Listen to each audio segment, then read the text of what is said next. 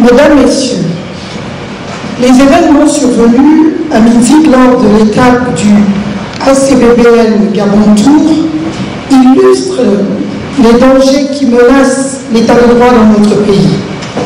Ce qui devait être un moment d'échange démocratique a été transformé en un climat d'intimidation, de menaces et d'entrave aux libertés fondamentales.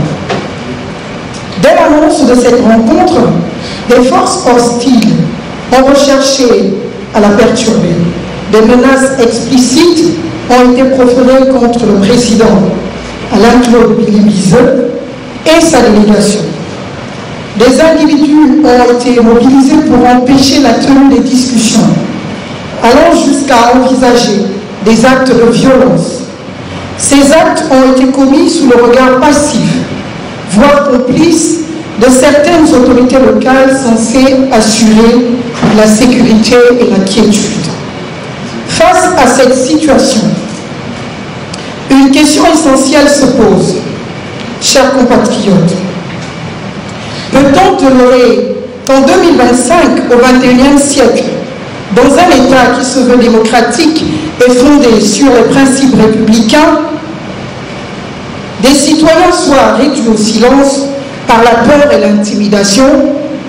Cette période de transition et de restauration des institutions devait, en réalité, amener les forces de défense et de sécurité à nous ramener l'état de droit. Cette réduction de nos libertés dans cette période de transition, eh bien, ne traduit pas de la réalité d'imposer au Gabon la rupture avec l'ancien système. Nos militaires, rappelons-le, ont pris l'engagement ferme et solennel de rétablir l'état de droit et de restaurer la dignité des Gabonais. L'état de droit repose sur des principes clairs: le respect des lois, la protection des droits fondamentaux et l'impartialité de nos institutions. Or, à Mindik, ces principes ont été bafoués lorsque la gendarmerie et la police, présentes à quelques mètres des faits et même présents sur les lieux des faits, choisissent de ne pas intervenir face à une menace explicite. Cela traduit une faille inquiétante dans le système de protection des citoyens que nous sommes tous.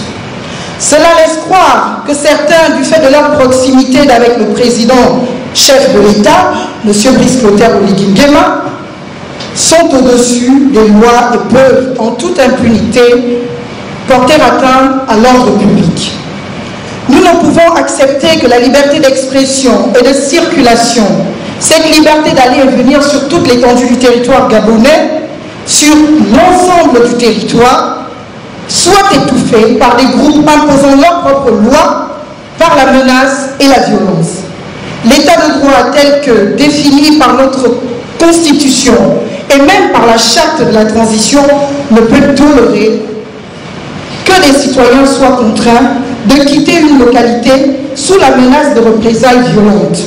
Les autorités locales, loin de garantir la sécurité, dissuadent la tenue des débats publics et encouragent au départ forcé de citoyens gabonais sur le territoire gabonais. Cela remet en cause l'indivisibilité de la République gabonaise et transforme certaines zones du territoire en espace d'absolu non-droit. Ces événements constituent une violation flagrante des principes fondamentaux de nos textes de référence. La Constitution du Gabon garantit les libertés fondamentales, notamment la liberté d'opinion et d'expression, ainsi que la sûreté des citoyens. De même, la charte de la transition réaffirme l'engagement des autorités à restaurer un état de droit effectif. Malheureusement, tout cela s'est fait le constat d'un échec. Où chaque Gabonais jouit pleinement de ses droits, sans crainte de représailles, nous nous retrouvons où chaque Gabonais devrait avoir à se demander s'il est de telle province, de telle ethnie, pour oser se prononcer sur un territoire, un espace déterminé. Aujourd'hui, nous exigeons des explications et des actions concrètes. Une enquête approfondie doit être menée sur ces événements les acteurs des menaces et des actes de violence doivent être traduits en justice, une justice impartiale. Les forces de l'ordre et le procureur de la République doivent rendre des comptes sur leur action ou, dirais-je, inaction. Les autorités actuelles doivent condamner ces actes de manière ferme et solennelle. Il en va de la crédibilité de notre État et de sa capacité à protéger ses concitoyens contre toute forme d'arbitraire. Mais comment éviter que de tels événements ne se reproduisent? La réponse réside dans le renforcement des contre-pouvoirs et de la vigilance citoyenne. La justice doit être pleinement indépendante pour garantir que les responsables d'actes de violence et d'intimidation soient sanctionnés conformément aux principes de l'état de droit. La société civile et les médias doivent jouer un rôle central en dénonçant toute dérive autoritaire et en informant la population sur ses droits, conformément aux valeurs de transparence et de participation démocratique inscrites dans la charte de la transition. Les citoyens doivent s'impliquer activement dans la vie publique en exigeant des comptes aux élus, aux forces de l'ordre dans l'esprit de responsabilité et d'engagement citoyen prôné par notre République. Enfin, il est crucial de renforcer la formation des forces de sécurité afin qu'elles comprennent et respectent leur mission première, protéger tous les citoyens sans discrimination, comme le stipule ou le dispose la Constitution et la Charte de la transition. Les événements de musique ne doivent pas devenir un précédent. Ils doivent rappeler la nécessité de défendre à tout prix l'état de droit et les libertés fondamentales. Nous devons rester absolument vigilants, chers compatriotes, et mobilisés pour empêcher que de tels actes ne se reproduisent. Mesdames et messieurs, chers compatriotes, chers miens, le silence face à ces dérives reviendrait à légitimer leur répétition, à l'heure où nous prenons la rupture avec l'ancien système. Nous avons le devoir de défendre l'état de droit, de défendre le Gabon, de défendre la République au-delà de nos partisaneries, non seulement pour aujourd'hui, mais pour les générations futures. Mesdames et messieurs, Monsieur le Président de la plateforme, je vous remercie. Merci à tous. Je ne vais pas revenir sur les principes du droit, la liberté. Je crois que Marie de l'a si bien fait. Ce que moi je vais faire, c'est juste vous relater ce que nous avons vécu à Oyen. Parce que Oyen, c'était la deuxième étape dans le Oyen. Je voudrais profiter de cette tribune pour dire merci au nom de la plateforme à toutes ces personnes qui se sont mobilisées en nous, qui nous ont accompagnés, aux précurseurs, aux notables qui nous ont conseillés et nous ont orientés. Vraiment, merci encore. J'espère que le message leur parviendra. Oyen était la deuxième étape dans le Wellington. Il était question que la plateforme et son président soient à Oyen le mercredi 13. Parce qu'il devait y avoir un meeting à midi autour de 14 h. Ensuite, la délégation allait arriver sur Oyen. En arrivant sur Oyen, couché, et le lendemain, il était prévu. Le lendemain, il était prévu causerie, rencontre avec les notables, toute l'organisation qui avait été mise en place. Nous avons réservé, nous avons fait des communiqués radio. Tout cela s'est très bien passé.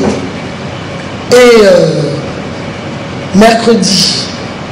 mercredi 13, nous avons réservé le stade de Mokaga, payé.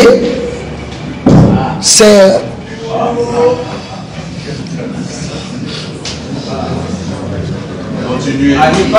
autour de 22 h, mercredi 22 h, que nous recevons un coup de fil pour nous dire vous ne pouvez plus occuper le stade parce que les personnes qui devaient nous recevoir ont été menacées, intimidées. 22 h. Nous avons eu quelqu'un de bonne foi qui nous a proposé un espace à côté du stade pour que les populations qui devaient venir ne se perdent pas, que ça se passe à côté.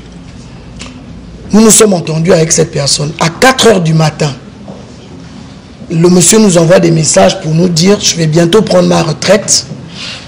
J'ai été menacé, je ne peux plus vous recevoir. » C'est ainsi que 5h30 du matin, avec ceux qui étaient déjà sur le terrain, donc Alain Obamingoun, qui avait déjà fait un travail remarquable sur le terrain, nous nous sommes levés pour aller à la radio pour faire un autre communiqué. Je suis natif d'Oyem, donc mes parents ont une concession à Oyem, à la vallée sud, en plein centre-ville. Au départ, il n'était pas question de faire le meeting parce que ma belle-sœur tient un commerce, donc je ne voulais pas la perturber. Mais finalement, nous avons décidé d'aller sur le terrain familial. Très tôt le matin, à 6 heures, nous avons contacté le monsieur qui devait faire l'emplacement, les tentes. Et à 10 heures, pratiquement tout était déjà installé, les tentes. 10 heures, nous avons vu la police arriver. Et en tête desquels, le commandant de corps urbain, avec 3 véhicules et 10 agents. Ils sont arrivés, vraiment tout feu, tout flamme. Ils sont descendus comme si c'était pour venir attraper, vous voyez, quand on mène une expédition punitive. Ils sont descendus, ils ont commencé à soulever les chaises, parce que les chaises étaient dans la concession. Ils ont commencé à prendre les chaises, ils ont mis dans le véhicule, et ils ont pris le prestataire que nous avons choisi pour nous livrer les chaises. Ils l'ont embarqué. Nous n'avons même pas eu le temps de sortir des téléphones. Même la voisine d'en face qui a un bar, ils sont allés dans le bar, ils ont pris la télévision. Bon, nous nous sommes résolus à les suivre pour voir qu'est-ce qu'ils vont faire. Ils ne nous ont pas reçus. Ce que nous savons, c'est qu'ils ont gardé le prestataire de 10 heures jusqu'à 24 heures quand il a été relâché. Nous avons maintenu la causerie. J'ai fait des publications pour dire que la causerie est quand même maintenue. Pendant ce temps, ils sillonnaient le quartier. Ils ont mis un checkpoint, si c'est ainsi. Il y a un carrefour, ceux qui connaissent Oyem, carrefour abattoir, qui donne accès au stade de Mekaga, pour empêcher toutes les personnes qui devaient se rendre au stade, pour qu'ils ne puissent pas y aller. Il y a même eu un incident parce que nous avons pris un groupe de danse. Donc le groupe de danse n'étant pas informé de tout ce qui se passait, ils sont arrivés sur les lieux et ils ont été chassés manu militari par les forces de l'ordre. C'est ainsi que nous sommes quand même restés sur place parce qu'il y avait aussi des informations qu'à Minzik, il y avait un groupe de personnes qui étaient revenues tout droit de Libreville, mais surtout des personnes natives d'Oyem, que l'on a d'ailleurs clairement identifiées, qui étaient revenues de Libreville à bord de 3 coasters pour venir perturber la délégation au niveau de Minzik. Pendant que nous étions à la vallée à attendre, parce qu'il fallait quand même recevoir, parce qu'il y a des personnes qui étaient totalement révoltées, il faut le dire que ce n'est pas normal que l'on empêche l'ancien Premier ministre Alain-Claude Bilibizé de s'exprimer. C'est un Gabonais, ce n'est pas normal. Il fallait quand même l'écouter. Donc beaucoup de personnes sont quand même venues, nous les avons entretenus, discuté avec eux. Pendant ce temps, il y a un groupe de jeunes qui étaient non loin de là, qu'on avait déjà, je crois, drogué, donné de l'alcool, pour que si jamais il y a meeting, ils viennent perturber. Au cas où il n'y a pas meeting, parce que ceux de Minzik étaient déjà en train de faire le travail pour lequel ils avaient été payés, ils devaient monter pour aller bloquer le cortège à mi-chemin entre Minzik et Oyem. Finalement, la causerie n'a plus eu lieu. Les gens se sont dispersés. Et nous sommes allés rencontrer, nous avons tenu quand même à aller rencontrer les notables pour leur faire état de la situation parce que beaucoup d'entre eux étaient déjà descendus. Nous les avons rencontrés, discuté avec eux, mais je vous assure que l'indignation était totale. Parce que le maire, le délégué spécial, a refusé, sous prétexte que la demande que nous avons déposée chez lui composait une seule signature, alors qu'il en fallait 3. autour, il y a des notables qui nous ont affirmé que le même délégué spécial s'en était pris à l'ancien gouverneur Méviane pour des mêmes faits. À l'époque, il était dans l'opposition parce qu'on avait empêché qu'il fasse un meeting exactement à l'endroit que nous avons sollicité. Finalement, rien ne s'est fait. Ils ont circulé pratiquement toute la journée du Carrefour et Enassi jusqu'à l'église, disons à la vallée, pour s'assurer que personne ne viendrait sur le lieu dit. Nous avons mené des enquêtes, nous ne pouvons pas citer, nous savons exactement parce que plus tard, avec des informations, toutes ces personnes qui étaient revenues de Libreville se sont retrouvées dans un espace où, évidemment, ils procédaient au partage, l'argent, il fallait payer toutes ces personnes qui étaient venues pour venir mener cette sale besogne. Voilà un peu. Nous sommes partis d'Oyem, nous n'avons pas été inquiétés, mais il y a eu quand même une agression parce que nous nous sommes attachés les services d'un jeune homme qui est très connu dans Oyem, qui se balade avec un mégaphone. Donc jeudi, dès 6 h du matin, il a commencé à faire le tour pour essayer d'appeler les gens pour dire que le meeting se passera désormais à la vallée. Il a été agressé, son mégaphone a été cassé, mais nous avons acheté un nouveau mégaphone et il a fait un communiqué, puisqu'il est très connu dans Oyem. Il a fait un communiqué, parce qu'on pourrait dire peut-être que nous racontons des histoires. Il a fait un communiqué pour dire qu'il a été agressé pendant qu'il était en train de faire son travail. Voilà un peu comment les événements se sont passés. Ce que je peux dire, c'est que les gens attendent Alain-Claude Bilibizé et la plateforme Ensemble pour le Gabon à Oyem, parce que les gens se disent que Alain-Claude Bilibizé est un Gabonais, il a le droit de s'exprimer partout où il veut au Gabon. Voilà un peu ce que je peux vous dire sur ce qui s'est passé par rapport aux événements. Nous avons dû rebrousser chemin parce que la délégation du président a été contrainte de repartir sur Libreville dans la mesure où le procureur a dit qu'elle ne pouvait plus assurer la responsabilité de la délégation qui accompagnait le Premier ministre. Voilà un peu comment cela s'est passé. Mais tout le monde nous attend à Oyem. Ils nous ont dit, nous vous attendons, il faut revenir. Nous sommes prêts à écouter ce que le Premier ministre Alain-Claude Bilibizé a à nous dire. C'est un Gabonais et il n'est pas normal que dans le Gabon, il y ait des comportements, comme on l'a dit, nous avons l'impression, ils se sont comportés tels des Banya Moulengue. En fait, c'est l'expression que j'ai utilisée. Voilà, je vous remercie. Nous avons écouté tour à tour la prise de position, la prise de parole de Mme Essola Efoutam par rapport aux événements de Minzik.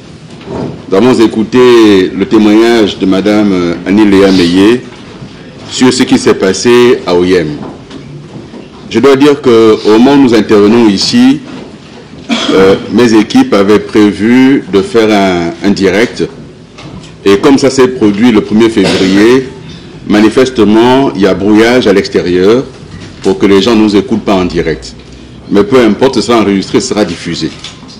Ceci montre encore une fois qu'il y a panique à bord et que nous avons aujourd'hui à la tête de l'État des hommes et des femmes qui manquent de sérénité et qui veulent absolument empêcher l'expression démocratique de citoyens dans notre pays.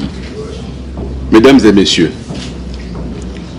la Constitution et tous les autres textes de la République gabonaise reconnaissent à chaque citoyen le droit d'aller et venir partout sur le territoire national et en dehors. Ces textes reconnaissent de même la liberté d'opinion, la liberté d'expression et la liberté d'association. Les événements de Minzik ont cependant révélé que ces droits n'existent que sur papier et que le Gabon, sous le CTRI, est bien loin d'être l'état de droit que ces autorités proclament. Ces événements, loin d'être anodins, sont le révélateur d'une bien triste réalité. Les gouvernants d'aujourd'hui ne sont en rien différents de ceux d'hier, et pour cause. On a changé le nom de la machine, on a tenté de refistoler sa carrosserie, mais le moteur est resté le même. Hier, qualifié de pouvoir Bongo PDG. Aujourd'hui, c'est le pouvoir PDG CTRI. Même méthode barbare qui rappelle les tristes années où on faisait la chasse à l'opposant. Même manipulation de l'opinion par les médias publics. Même implication des autorités militaires, administratives et judiciaires dans la répression. Même recrutement de jeunes désœuvrés qui nous rappellent les tristes célèbres capistes dont certains chefs passés aujourd'hui au pouvoir gravitent les hautes sphères de l'État.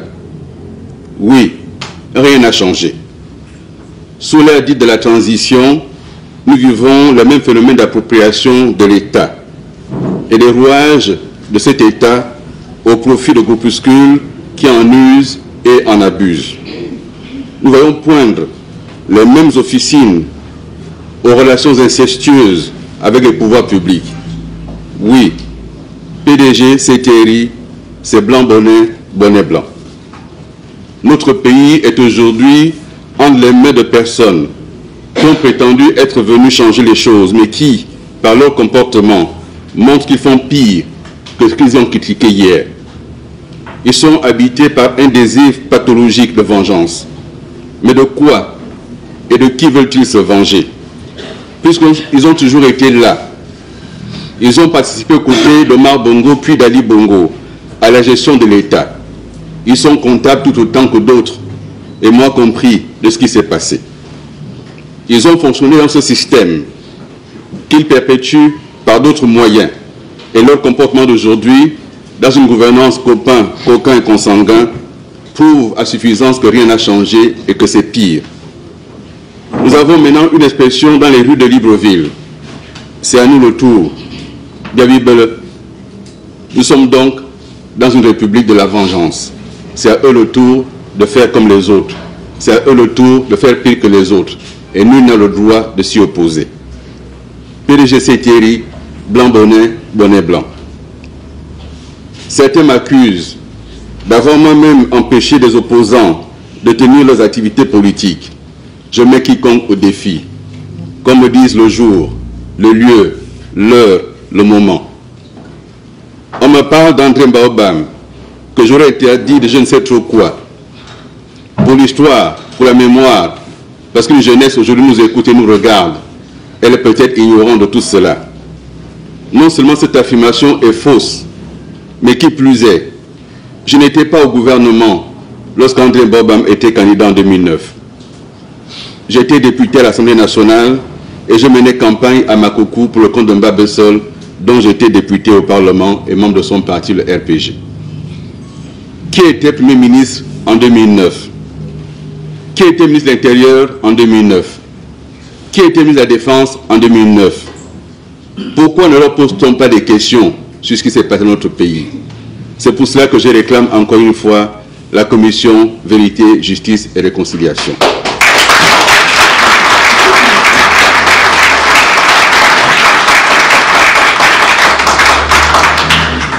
On prétend, chers compatriotes, que je n'aurais pas rendu effective la construction du barrage hydroélectrique de Fé 2 à Minzik, en croire le journal L'Union. Mais lorsque ce projet est lancé en 2010, je n'étais pas ministre. Je n'étais même pas au cabinet du président de la République, Ali Bongo, à l'époque. J'étais député à l'Assemblée nationale. On me dit que j'aurais dû faire ce projet lorsque j'étais ministre de l'Énergie. Mais combien a-t-il eu de ministre de l'Énergie en 2010 et 2021, année de ma nomination au ministère de l'Énergie? Et parmi ces ministres, combien y a-t-il eu d'originaires du Wolontem, si tant est que chacun doit développer sa province, une conception bien triste de l'État que je ne partage pas? Mais combien?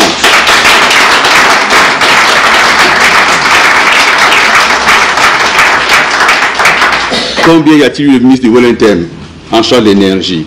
Que n'ont-ils développé ce barrage si tant est l'État en a donné les moyens? Mesdames et messieurs, on me dit que durant mes 7 mois de primature, j'aurais dû faire ce barrage. Mais combien y a-t-il de premiers ministres originaires de Wellington. Combien de fois ont-ils été nommés? Combien de temps ont-ils mis? Que l'ont-ils fait? Pour ce qui nous concerne, à Minzik, nous n'avons entendu personne évoquer ces sujets. À Minzik, il a été dit explicitement, à haute et intelligible voix, Billy Bezo n'est pas de Wellington, il n'a pas à parler chez nous. Voilà ce qui a été dit. Il n'y a rien d'autre. Mesdames et messieurs, la réponse à ces questions est simple. On me pose la question à moi et on me le reproche à moi. C'est moi tout seul qui, depuis 60 ans, ai été président de la République. Depuis 60 ans, j'ai été Premier ministre. Depuis 60 ans.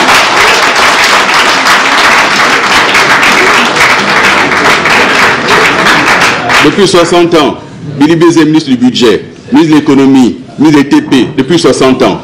Mais tant qu'à faire, donner à Billy Bezo le pays à gérer, et on saura.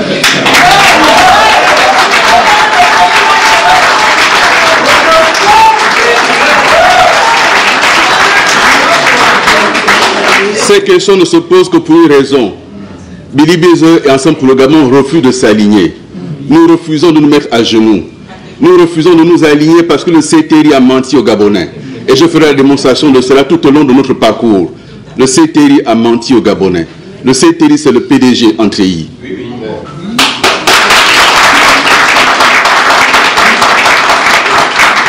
Lorsque le délégué spécial de la commune d'Oyem, un proche parent du président du CTRI, un ancien opposant vindicatif, lorsqu'il affirme sans honte un grossier mensonge qu'en 2017, moi, Billy Bezayon, j'aurais défendu au Parlement la loi sur les libertés publiques. Quelle était la fonction que j'occupais en 2017? Ministre de la Communication et de la Culture. Est-ce de mon rôle d'aller au Parlement défendre une loi sur les libertés publiques qui est du rôle du ministère de l'Intérieur, dont je n'ai jamais assuré l'intérim et je n'ai jamais été ministre de l'Intérieur? C'est un mensonge.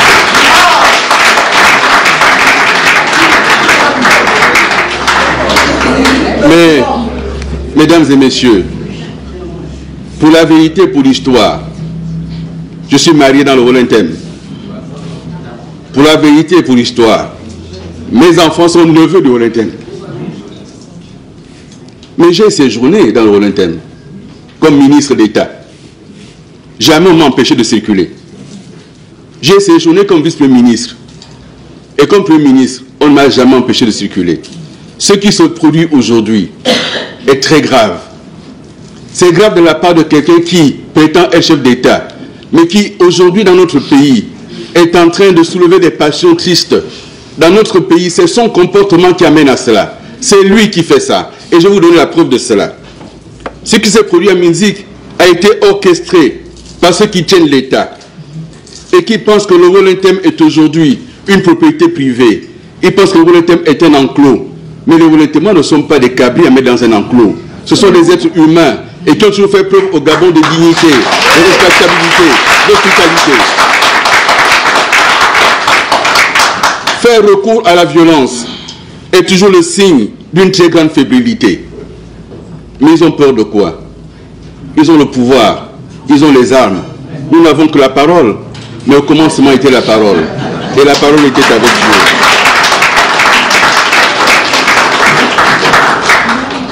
Empêcher toute expression libre et démocratique est le signe avant-coureur d'une autocratie, d'une dictature. Ceux qui aujourd'hui ont la faiblesse de penser que le Gabon deviendrait une démocratie digne d'envie sous le CTRI se trompent. Ils se trompent. Le CTRI ne pourra pas faire du Gabon une démocratie, bien au contraire. Et ceux qui veulent se laisser bercer par cette illusion, ils auront un réveil brutal. Un réveil brutal. Il n'y a qu'à regarder.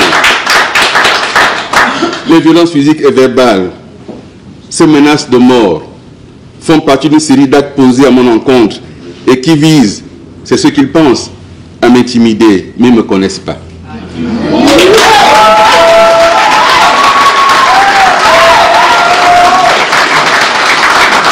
Ceux qui agissent ainsi ne mesurent pas la portée de leurs actes. Et je voudrais pour l'histoire rappeler que le samedi 1er février, pendant que je m'entretenais avec des jeunes, dans le cadre du programme Tout se dire, un drone non identifié a survolé mon domicile. il a effectué un vol stationnaire pendant que les enfants jouaient dans la cour. Voici où nous en sommes, en 2025. Le dimanche 9 février, alors qu'on se rendait à Makoukou, mon cortège, composé d'une dizaine de voitures, a fait l'objet d'une fouille brutale, sauvage. Mes valises ont été posées au sol. Mes biens ont été ouverts devant des policiers, sans retenue, sans décence, sans hésiter. Mon épouse était dans la voiture. Ça, c'est le CTRI 2025. Pour quelle raison? Parce qu'on va rencontrer des Gabonais. Pour quelle raison? Parce que notre parole va ouvrir les oreilles des Gabonais. Pour quelle raison? Parce que les écailles vont tomber des yeux. Pour quelle raison? Parce qu'en réalité, seule la parole fait peur. Et c'est pour ça qu'ils veulent contrôler toute la parole. Ils veulent empêcher qu'on s'exprime. Mais je vous le garantis, rien ne me fera reculer. Absolument rien.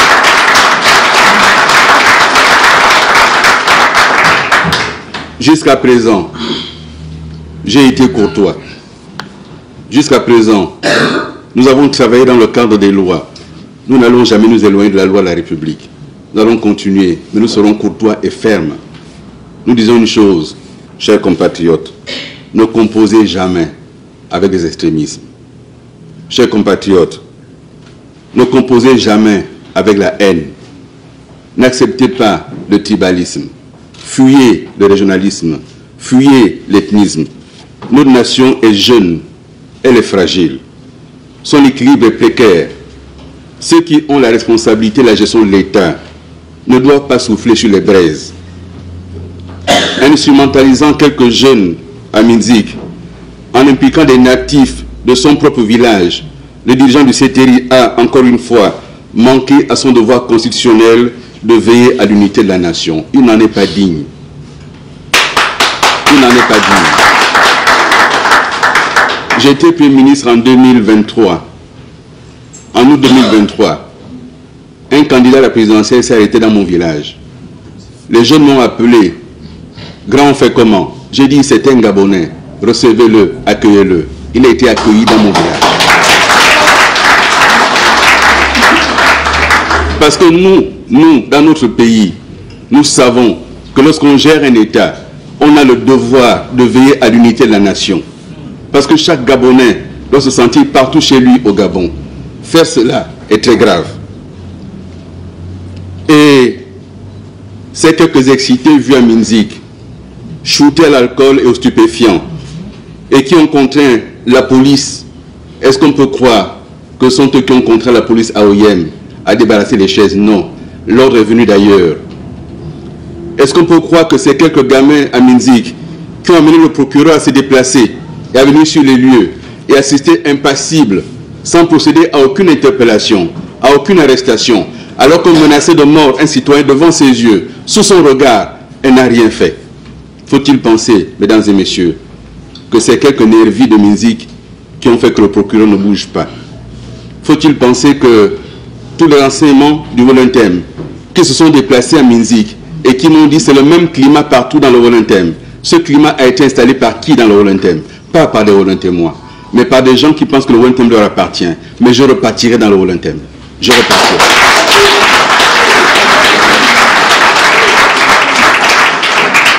Mesdames et messieurs, dans l'histoire de notre pays, jamais un chef d'État ne s'est permis d'être à la tête d'une association à caractère familial, clanique et tribal. Jamais.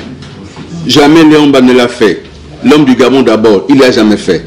Jamais Omar Bongo, qui a prôné l'unité nationale toute sa vie, jamais il était à la tête d'une association familiale, clanique ou tribale. Ali Bongo, accusé de tous les péchés d'Israël, n'a pas pensé faire une chose pareille. Jamais. Mais avec le CTRI, aucune limite n'existe. Il se croit tout permis au nom de ceux qui auraient libéré le pays.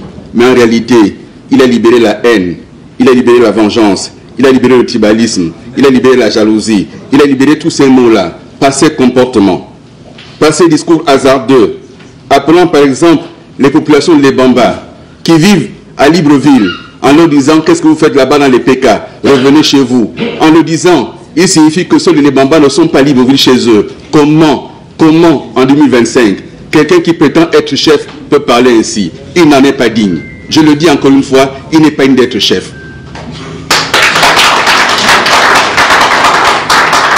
Lorsqu'il peut interpeller des populations du Haut-Ogooué en leur disant faites comme chez les Fans, comment est-ce possible en 2025 de parler ainsi, de voir les Gabonais en termes ethniques, en termes Fans, en termes Téké, en termes Kota, en termes ceci? On ne parle pas comme ça dans un pays qu'on aspire à diriger. Ce monsieur n'est pas digne de diriger ce pays. Je vous le dis, et si les Gabonais se trompent, ils n'auront que leurs yeux pour pleurer.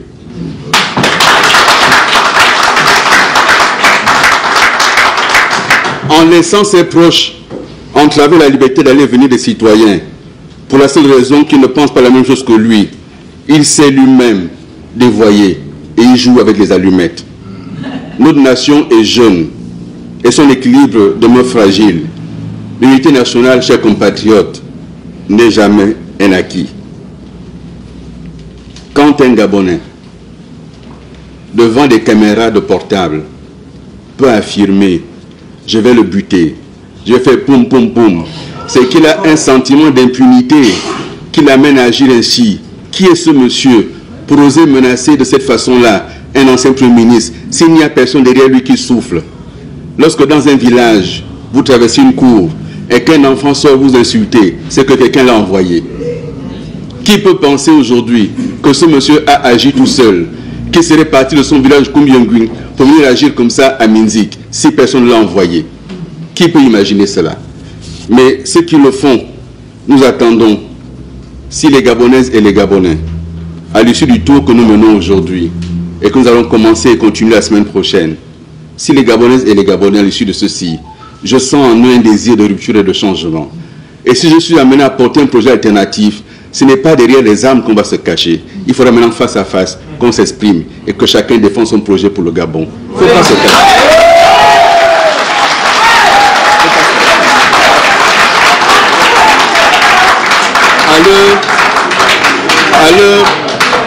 À l'heure où nous parlons,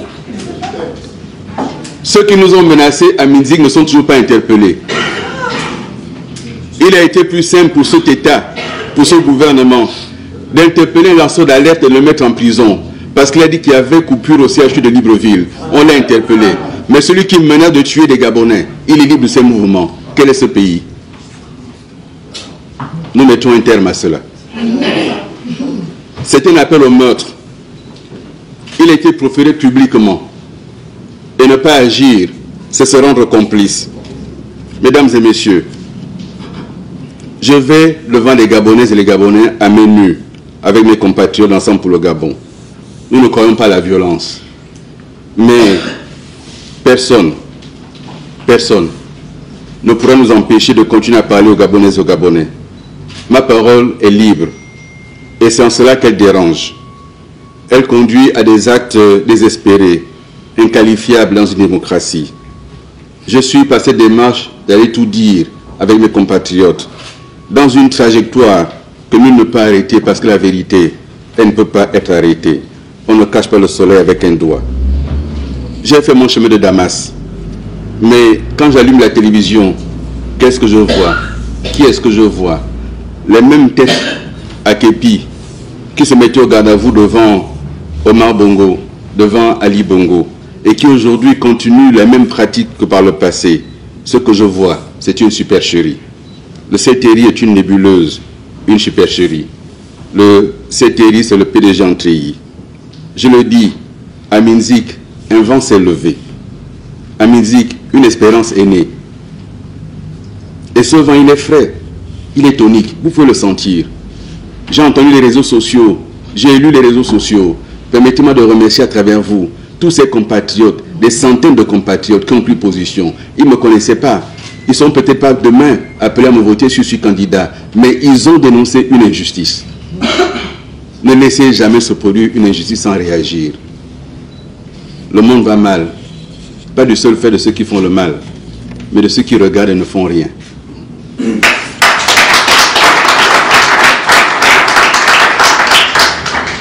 Et que dire, mesdames et messieurs, du communiqué du ministère de l'Intérieur?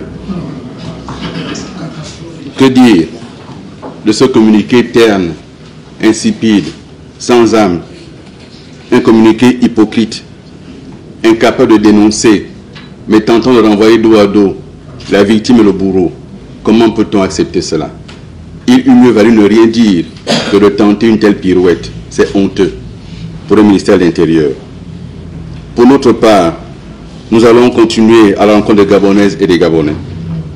Mesdames et messieurs, au mois de mai 2024, dans un texte que j'avais publié, je critiquais certaines conclusions du dialogue national dit inclusif. Dans ce texte, j'avais dit ceci: la xénophobie, c'est l'autre nom du tribalisme. Et j'avais dit, lorsque nous en aurons fini avec l'étranger venu de l'autre côté des frontières, le prochain étranger, c'est celui qui n'est pas de notre province, nous y sommes. Le prochain étranger, c'est celui qui n'est pas de notre ethnie, nous y sommes. Le Gabon mérite mieux que ça. Le Gabon ne peut pas être fragmenté en ethnie, en département, en province, en région. Le Gabon doit être un et indivisible. Nous porterons ce message partout où nous irons. Le Gabon doit être un et indivisible. Faire autrement, c'est manquer à un devoir pour la nation. Chers compatriotes, ne vous accoutumez jamais au mal. Gardez à l'esprit qu'aucune tyrannie ne s'installe jamais de manière brutale. Jamais. C'est toujours doucement, en rampant, mais avec le renoncement de ceux qui doivent agir, ceux qui ont la capacité d'agir et qui n'agissent pas. C'est eux qui permettent à la tyrannie de s'installer. Souvenez-vous, la fable de la grenouille. Placée dans l'eau chaude, elle saute et s'en va. Mais dans l'eau froide, et qu'on chauffe à feu doux, à feu doux, à feu doux, la grenouille n'a pas le temps de s'en sortir. Elle est tétanisée. C'est ainsi qu'agissent les tyrannies. Agissons tant qu'il y a encore temps. Agissons. Avec Ensemble pour le Gabon, il faut faire ces ruptures. Il faut en finir avec ce système mortifère. Je l'ai déjà dit, ce système refuse de mourir. Il faut l'aider à mourir. Il faut en finir avec.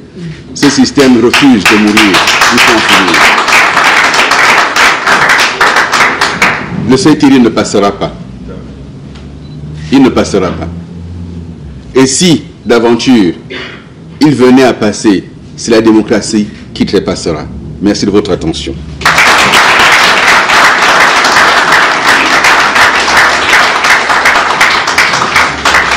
15 milliards de francs CFA par mois, le contrat avec Capaoship.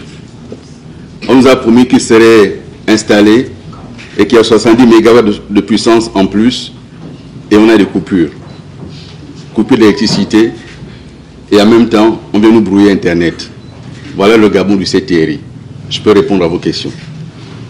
J'ai demandé tantôt à Mme Efoutam si elle pouvait avoir l'opportunité de vous relater les faits, mais je suis là devant vous. Nous sommes arrivés à Minzik aux environs de 21h30 et nous sommes rentrés à Minzik en passant par la brigade de Minzik. Les gendarmes de faction ne nous ont signalé aucun incident et nous sommes rentrés dans Minzik. Nous sommes allés dire bonjour à ceux qui nous attendaient à Minzik. On a été accueillis par des jeunes et des groupes de danse. Les images ont circulé sur les réseaux sociaux. Et nous sommes redescendus à l'hôtel. Nous avons dîné. Et c'est à partir de minuit qu'ils sont intervenus. Et la propriétaire de l'hôtel, à minuit, a voulu nous mettre à la porte. N'eût été l'intervention de Mme Soleil Foutam qui a rappelé que nous avions payé l'hôtel et qu'il fallait qu'on y aille jusqu'au matin. Le lendemain, le procureur est arrivé. Elle m'a rencontré. Elle est venue me rencontrer. Elle n'est pas venue seule. Elle était assistée du responsable des GDU du Nord, de toute la province du Nord, du commandant de brigade et d'autres agents, qui ont tous dit que le climat dans le Wollentem était à la violence. Est-ce qu'on veut me faire croire que les populations du Wollentem, tout à coup, ont voulu faire des violences? Quelques jours auparavant, il y a des gens qui ont fait des appels sur les réseaux sociaux demandant qu'on m'empêche de rentrer dans le Wollentem. J'aimerais quand même d'abord restituer ces faits-là. Ensuite, quelle récupération y a-t-il à indiquer que nous avons là un État qui s'acoquine avec des voyous? Et qu'au niveau de Minzik, ce qui s'est passé là a été devant des gendarmes. À aucun moment, ils ne sont intervenus pour disperser les quelques jeunes qui étaient là. À aucun moment, il y a eu une interpellation. Des gens ont barré la route avec leurs véhicules civils devant des gendarmes. Rien ne s'est passé. Est-ce que vous pensez que ce sont les civils qui ont envoyé des policiers intervenir à Oyem dans un domicile privé? Je n'ai pas besoin de récupérer quoi que ce soit. Dans votre discours, quand même, Monsieur le Président, vous faites le lien directement avec le régime en place. À chaque fois, vous parlez des événements au Wellington. Vous faites un lien direct avec le bord de mer. Est-ce que là, ce n'est pas clairement une récupération politique? C'est assez flagrant. Ceux qui sont arrivés du village du papa du président de la transition. Et ils l'ont dit publiquement. Ceux qui les connaissent les ont reconnus sur les réseaux sociaux. Ils les connaissent ouvertement, officiellement. 1. 2. Qui gère le procureur? Qui gère les gendarmes? Qui gère les militaires? Qui gère les policiers? Donc la porte ouverte à un discours politique. S'il vous plaît, s'il vous plaît, s'il vous plaît. S'il vous plaît, s'il vous plaît. C'est moi qui suis ici, c'est moi qui réponds aux questions. Bien. Est-ce que vous pensez que si je ne faisais pas la politique, on m'aurait empêché de parler? Donc c'est la politique. Donc vous êtes d'accord avec moi que c'est une récupération politique? Qu'est-ce que vous appelez récupération? Votre discours, la question était assez claire. J'ai essayé d'être assez clair. Pourquoi votre discours ne s'est pas orienté vers une forme d'apaisement des tensions? On le sait, il y a la tension. Là, j'ai fait quoi? Je vous dis ce qui s'est passé et je mets les autorités devant leurs responsabilités. Ce que j'ai dit est factuellement vrai. Est-ce qu'à l'Ebamba, le plan de la transition n'a pas dit que ceux qui de l'Ebamba sont dans les PK n'ont qu'à retourner chez eux? Il l'a dit ou il l'a pas dit? Il l'a dit ou il l'a pas dit? Bien. Est-ce qu'il n'a pas dit faites comme chez les femmes, comme vous faisiez chez vous? Il a dit ou il l'a pas dit? Il l'a dit. Bien. Donc si ce que je dis là n'est pas vrai, monsieur, on a un autre débat. Je ne remets pas en cause ce que vous dites. Ce que je dis, c'est que vous profitez de cette occasion pour en faire une récupération politique. C'est factuel là aussi. Et c'est normal, vous êtes un acteur politique, c'est un choix que vous faites. C'est un choix. Mais assumez le choix. Je crois que là, vous ne faites plus du journalisme. Non, non. Non, non. Non, non. S'il vous plaît, s'il vous plaît, s'il vous plaît. Je suis désolé, monsieur, vous ne faites plus du journalisme. Dans une conférence de presse, vous posez une question, on vous répond, vous pouvez éventuellement relancer. Mais vous n'installez pas un débat entre celui qui fait la conférence de presse et vous. Si vous voulez débattre, vous m'invitez sur votre plateau. Et là, on est en conférence de presse.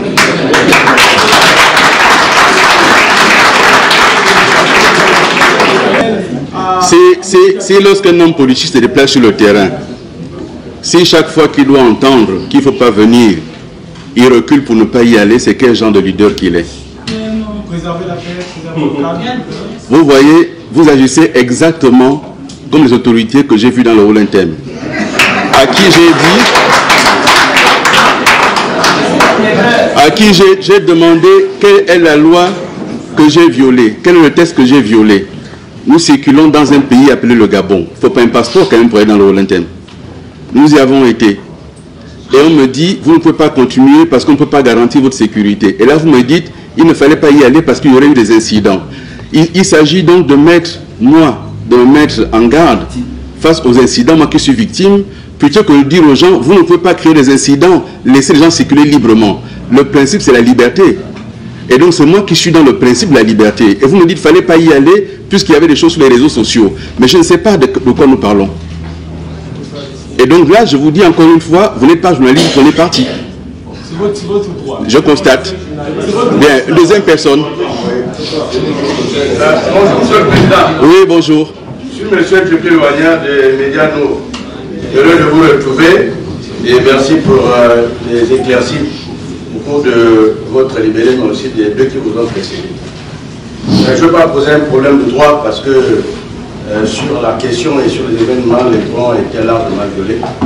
Et c'est un événement, on le constate tous, qui viole les principes de notre République. Sauf que la responsabilité, elle est politique. Et elle ne peut pas, à mon avis, être désignée maintenant. Je crois qu'elle est plus antérieure que maintenant. D'où ma question. J'ai une question à deux volets. La première, c'est celle de savoir, est-ce que par le comportement de nos compatriotes, dont le paroxysme a été l'événement du Wellington, n'est pas imputable aux acteurs politiques de tous bords dont vous faites partie, au niveau de la formation politique des populations et des futurs militants que sont ceux effectivement qui vous accompagnent.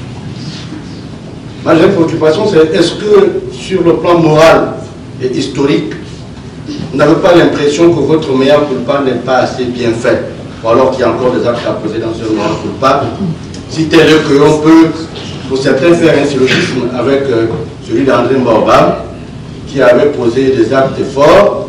Est-ce que vous ne pensez pas qu'il est temps pour vous aussi de traverser effectivement cette ligne pour prouver aux Gabonais que vraiment vous regrettez d'avoir été dans ce système, c'était les autres? Merci. Jusque-là, monsieur, je n'ai pas vu vos questions.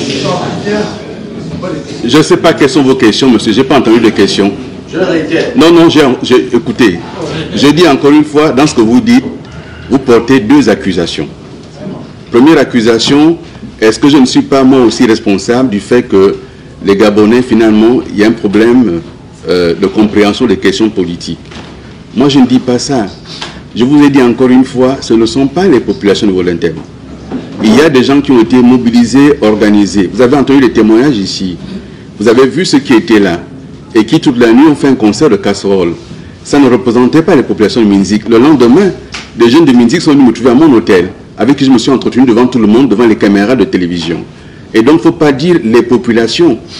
Est-ce que vous pensez que dans le Gouevindo, ce n'est pas les populations qui ont souffert des mêmes difficultés du régime? Mais dans le Gouevindo, les gens font des causeries, font des meetings. J'y ai été, d'autres sont allés après moi soutenir celui qui est là aujourd'hui. On ne les a pas chassés. Mais dans le Wolontem, il y a des acteurs politiques qui y vont. Pourquoi on ne les chasse pas? Vous voulez faire croire aux gens qu'il s'agit en fait d'un retour de manivelle. Mais je vous ai dit, il y a une responsabilité générale. Et j'ai dit que je prends ma part de responsabilité dans la gestion de l'État. J'ai géré l'État avec d'autres. Mais j'ai posé une question tantôt. Pourquoi ceux qui ont géré l'État sous Omar Bongo, sous Ali Bongo, et qui sont ralliés au CTRI, ne font pas l'objet de menaces? Parce qu'ils se sont alignés. Et qu'aujourd'hui, il s'agit de mettre les deux doigts sur la couture du pantalon, et comme ça, on oublie tout. Il y a dans cette présidence, en commençant par celui qui a la tête, qui a servi Omar Bongo, qui a servi Ali Bongo. Et aujourd'hui, on est face. Moi, je vous ai déjà dit, et je réponds clairement à votre question, je ne serai pas la victime expiatoire. Je ne serai pas le bouc émissaire. Je ne le serai pas. Vous dites, André Mbobam m'a fait, mais chacun a sa trajectoire. Vous voulez que je mette le genou à terre? Mais je suis protestant. Je ne suis pas catholique.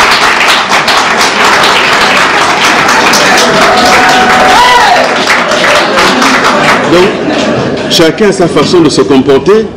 J'ai déjà dit aux Gabonaises et aux Gabonais ce que je pense. Laissez le choix aux Gabonaises et aux Gabonais de me juger. Mais ne dites pas que ce qui est arrivé, c'est parce que je n'ai pas fait comme Mbobam. Chacun a son histoire, chacun a sa trajectoire, chacun a son époque. Si je le faisais aujourd'hui, on me dirait il est en train de singer Mbobam. Il n'est pas sincère. Donc, j'ai dit, je vous dis, mon chemin de Damas, je l'ai fait. Et je l'ai fait en toute responsabilité. Je l'ai fait en âme et conscience. C'est pour ça que je vais à la rencontre des Gabonaises et des Gabonais. Que je discute avec eux, que j'échange avec eux. Ils me posent des questions auxquelles je réponds. Là, aujourd'hui, ils n'ont pas voulu qu'il y ait le direct. Ils ont coupé Internet. Mais qu'est-ce que je peux y faire? J'irai dans les quartiers discuter avec les Gabonaises et les Gabonais. Après, on verra. Après, on verra. Une dernière question, s'il vous plaît. Bonjour, monsieur le Premier ministre. Stéphane Délégué, la télé mobile. Énorme respect pour la personnalité politique que vous êtes. Une question. Vous disiez tout à l'heure que vous repartirez dans le Wolontem, ce qui est votre droit. Est-ce que ce retour dans le Wolontem est conditionné par certaines attentes, comme le déclenchement d'une enquête, l'arrestation de ceux qui sont à l'origine de ces manifestations, ou bien c'est juste une question de prochaine date? D'abord, il revient aux autorités publiques d'assurer la sécurité des citoyens. Et donc, lorsqu'on repartira dans le Wolontem, chacun sera mis devant ses responsabilités. Il faudra qu'ils assurent la sécurité de ma délégation dans le Wolontem. Si maintenant les populations ne viennent pas m'écouter, c'est la liberté des populations. Mais que personne n'empêche qu'on circule dans le Wolontem. Vous savez, quand on a dit, si vous continuez, il y a dans les villages des gens qui ont des calibres 12 et qui peuvent tirer sur vous. Ça n'a pas été dit par les civils. Ça a été dit par les autorités. Mais si vous savez qu'il y a des gens qui ont prévu des embuscades, pourquoi on ne les arrête pas par anticipation? Est-ce qu'il est normal que dans un pays, on vienne dire, on a fabriqué des cocktails Molotov, on a des bombes dans les voitures, on a des calibres 12, on va tirer sur quelqu'un? Est-ce que c'est normal dans un pays? Et donc, moi je vous ai dit tantôt, nous avons été harcelés Le cortège a été fouillé 4 fois, en moins de 30 km. 4 fois. Et à l'heure où je vous parle, j'étais à Makokou et on m'a notifié un contrôle fiscal intitulé personné. Donc moi, Bilibiz, en tant que citoyen, il y a un contrôle fiscal sur moi pour vérifier si je suis en règle avec le fisc. Nous sommes 100 000 agents publics de l'État. Allez chercher les 100 000 agents publics si quelqu'un fait sa déclaration au fisc. Mais je dois, moi, aujourd'hui, répondre de ça. Et je réponds de ça depuis que j'ai dit je ne suis pas d'accord avec vous. Et donc ce harcèlement-là, il est là, il continue, mais peu importe, je vais répondre. Je suis dans un pays normal avec des lois. Je vais donc répondre à ce contrôle fiscal. Mais je fais observer que c'est inhabituel et que c'est des méthodes du passé que nous avons tous aujourd'hui le devoir de laisser. Mais les perpétuer, ce n'est rien changé au passé. Et les perpétuer, c'est mettre les Gabonais dans une supercherie. On leur fait croire que les choses ont changé alors qu'on est pire qu'avant. Et donc, nous allons continuer, nous, à dénoncer cela. Ce qui se fait aujourd'hui est pire qu'avant. Donc, si vous dites que... Je ne réponds pas, je suis en train de vous dire qu'on repartira dans le Wolontem et nous repartirons quand tout ceci se sera apaisé. Nous repartirons quand les conditions seront réunies. J'ai dit tantôt que je suis beau-fils du Wolontem, mais j'aurais pu vous dire que mon père Nzaï Minkoroger, il n'est pas né à Fmazo, il est né à Mivoul. Et que j'ai ma famille à Mivoul. J'aurais dû vous le dire. J'aurais dû vous dire que mes grands-parents paternels viennent de Mivoul. J'ai des oncles ici, paternels dans la salle. Et donc Mivoul, c'est chez moi. Non seulement c'est chez moi, mais je suis marié dans le Wolontem, je le rappelle. Et au moment où on quittait Minzik, mes beaux-parents étaient déjà dans le Wolontem, habitant mobilisés. Et certains partaient d'habitant pour venir m'accueillir à Minzik. Il faut imaginer, si je n'ai pas fait pour de responsabilité en disant, bon, on retourne, et qu'il y aurait des affrontements. Je sais aussi que c'est cet affrontement que certains cherchaient. Parce que ça m'a aussi été dit à Minzik. Le but était aussi de m'amener à céder à la provocation. Comme ça, on avait le prétexte pour m'arrêter.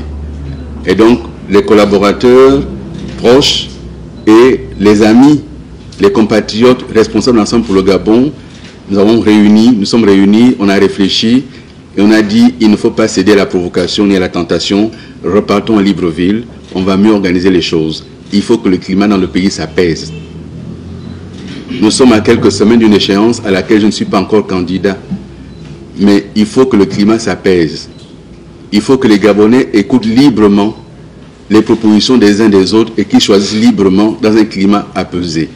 Et il est de la responsabilité de ceux qui gèrent l'État d'apaiser le climat, d'arrêter les dérives, de ne pas laisser les extrémistes prendre le dessus sur la loi et sur l'état de droit. Voilà ce que je voulais vous dire. Merci encore d'être venu et désolé pour les circonstances actuelles. Bonne journée.